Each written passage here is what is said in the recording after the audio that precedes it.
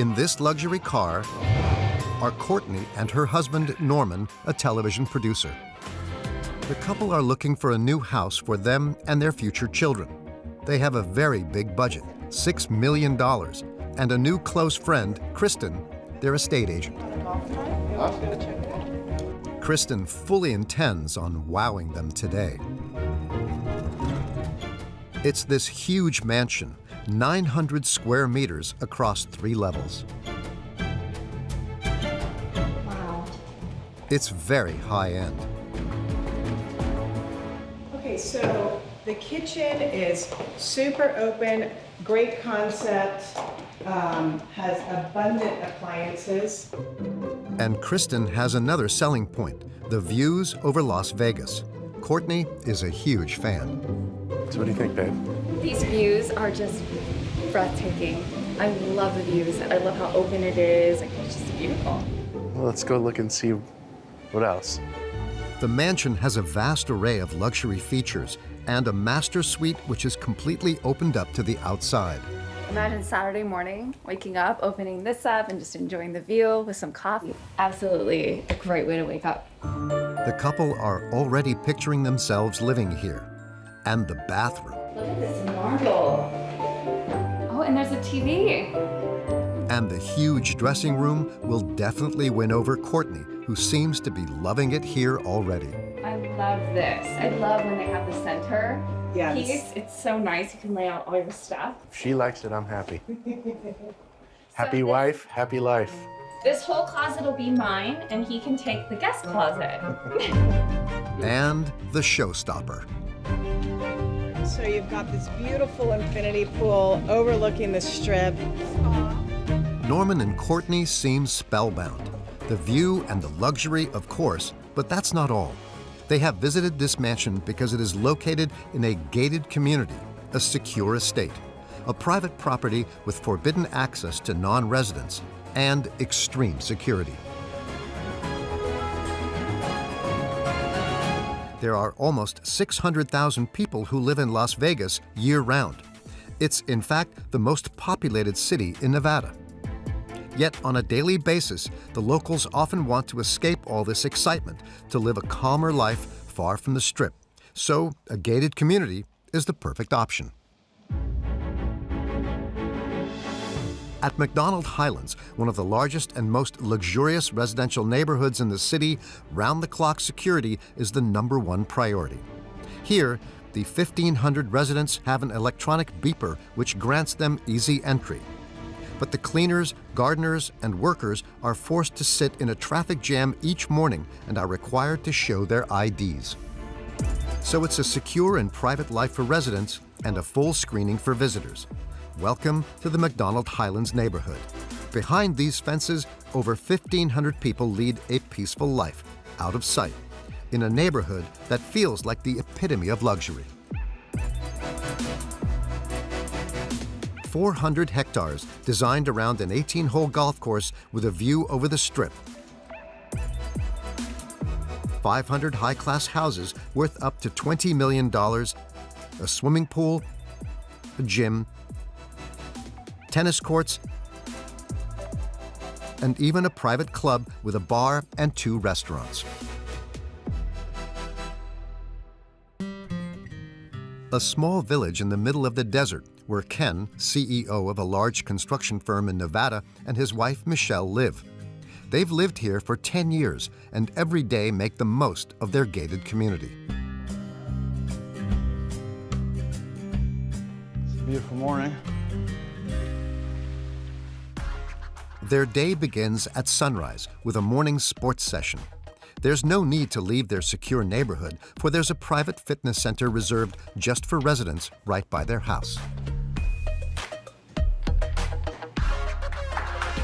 Where are they at? There they are. Hi, gang. How are you? Good to see you guys. Good morning, How are Alex. you? Good. You guys ready? Ready. Don't kill us. 3 times a week, they call on Alex, their personal trainer, who can be hired from the gated community for $50 an hour. On the agenda today is boxing, weightlifting, and some other strenuous exercises.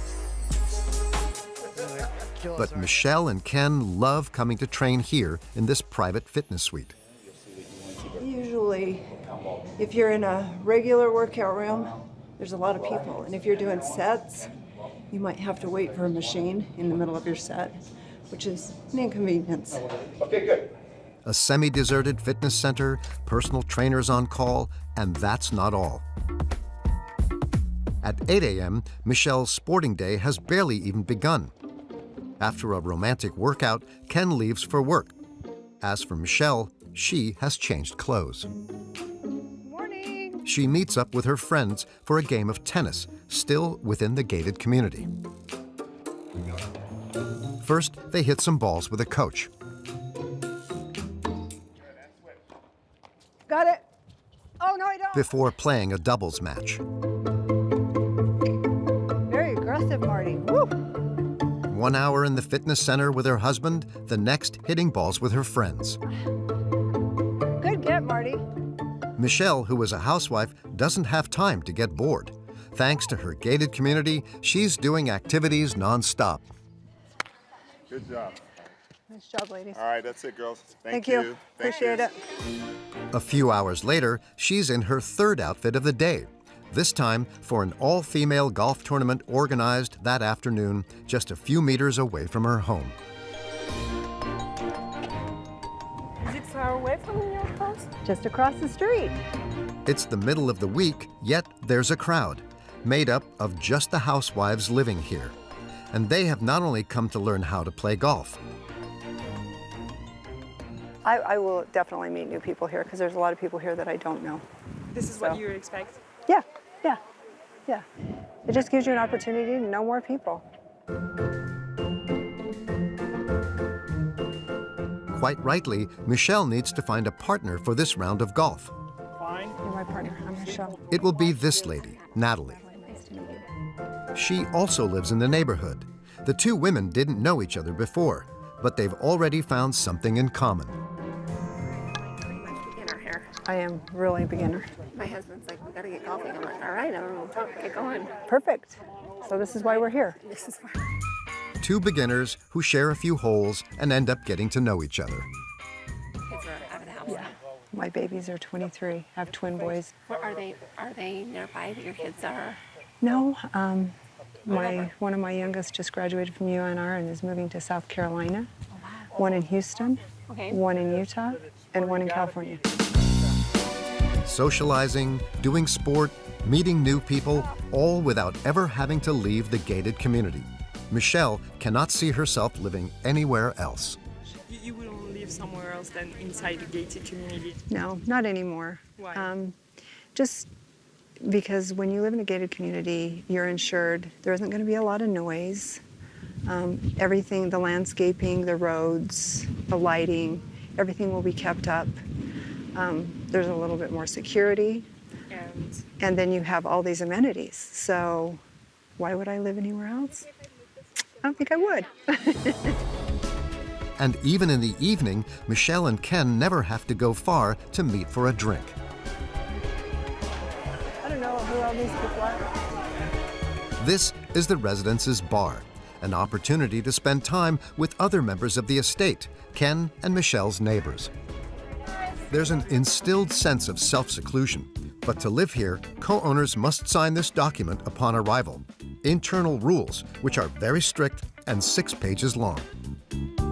Among the instructions are, it is forbidden for children under 14 to walk around alone. Skateboards and scooters are prohibited. No noise after 10 p.m. during the week or midnight on Saturdays. And houses must respect very precise specifications subject to a committee. And we will see that the owners are not interested in breaking these rules. Year-round, the MacDonald Highlands neighborhood employs 80 people, including gardeners in charge of maintaining the green spaces and security guards. And among them are Paul and Lisa, employees at the Association of Property Owners. They have a very specific task in the community, making sure that the houses are well taken care of down to the last detail. Sure. Once a month, they go round the estate to report any offenses committed by the property owners. Looks like he hasn't taken his Christmas lights down. No, he hasn't. Don't expect huge crimes. Here, they put right the tiniest issues. Christmas lights must come down. The first offense of the day, Christmas decorations, in the middle of May. It seems trivial, but it is banned.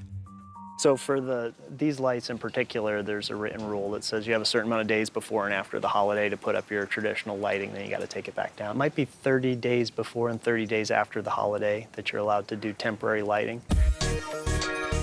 Lisa takes photos to send to the owners of this house with a letter asking them to take the decorations down. And that's kind of... If it is not done within 3 months, they will have to pay a fine. It depends on the infraction. For these type of violations, for property maintenance, they assess fines of $50 every 7 days. So we can't assess a fine more than $100 every 7 days. The fines range between $50 and $100 every week until the problem is resolved. You can get him a letter note. Yep, He's got to take his lights down. And that's the case for all kinds of small offenses, like damaged fences, Yeah, this one's really rusted out. dead palm tree leaves, Palm fronds that need to be removed at this property. Yeah. a hole in the wall. There's that hole in the wall they haven't fixed yet. In total that morning, these aesthetics police have reported a dozen offenses. If all the properties are kept looking nice, it helps maintain the value of your own property. So yes, it's just aesthetics and it's not a big deal, but it's a response to people who had neighbors who wouldn't take care of things that aren't a big deal. They choose to live in an association area and they choose to live in a gated communities. The residents have accepted these strict rules. They've even got themselves a highway patrol to keep an eye on them.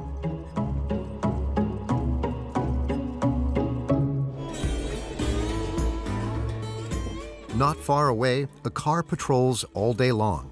Larry, who's 71, is the most senior member of the employees and head of security.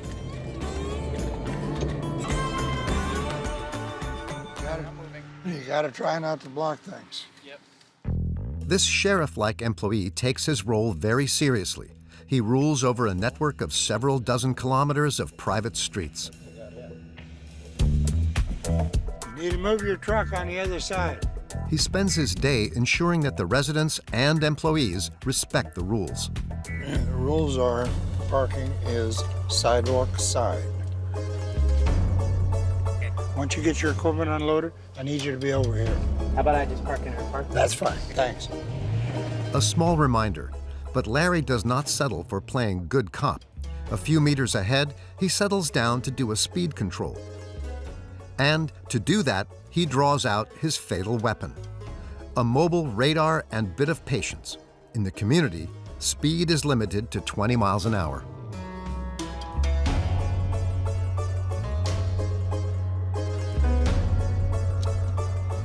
Hmm, 34. This white car is driving at 33 miles an hour. The offense is noted, but there will not be a pursuit so as not to disturb the neighborhood. However, Larry will get all information about the offender with a simple phone call.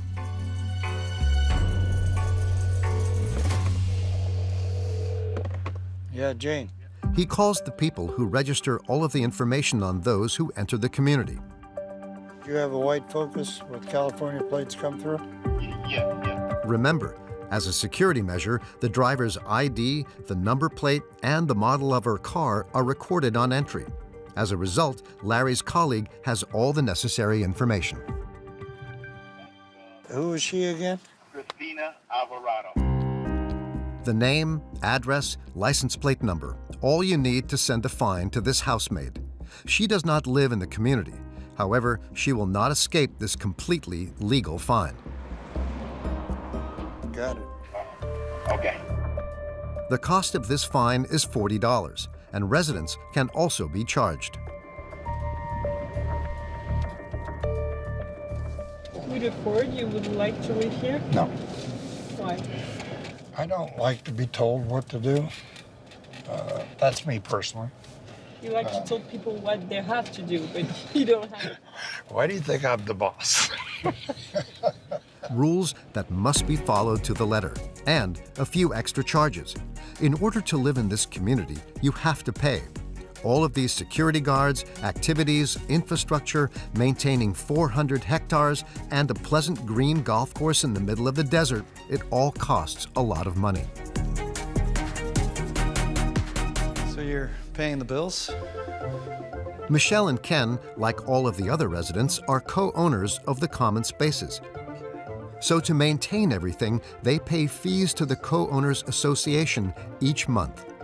The first bill is $340 per month for maintaining communal areas and security. Next, Ken and Michelle have a $300 monthly subscription to enjoy the sports facilities. And still, It is required to be a member or to have a membership when you buy a house in the neighborhood.